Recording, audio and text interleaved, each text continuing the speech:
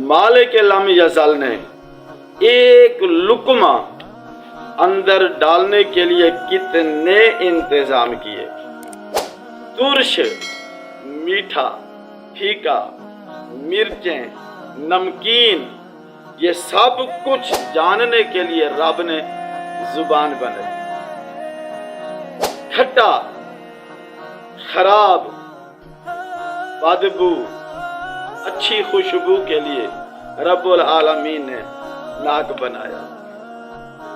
देखने में शक्ल, सूरत, जला, सड़ा, गला हुआ देखने के लिए मालिक लम यज़ल ने आंखें बनाई।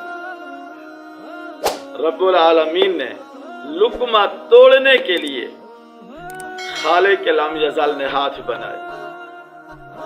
क्या ही फरमाया मालिक ने,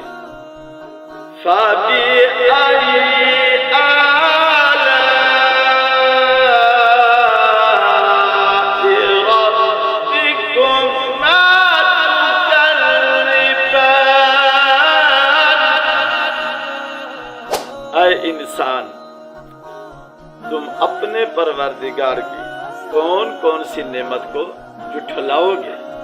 अल्लाह फरमाता है मैंने तुम पर इतने इनामात फरमाए कि अगर तुम उनका एहसान करना चाहो, तुम उनको गिनना चाहो तो गिन नहीं सकते। यकीनन ही मालिक लम यज़ल खालिक अर्द समा ने हम पर इतने इनामात, इतने एहसानात किए कि अगर हम गिनना चाहें तो गिन नहीं सकते। आंख के ये बाल, इनके अंदर रब्बुल आलमीन ने क्या क्या खूबियां रखी। सर के बाल हैं या दाढ़ी, मूंछों के बाल हैं या फिर ये भवें।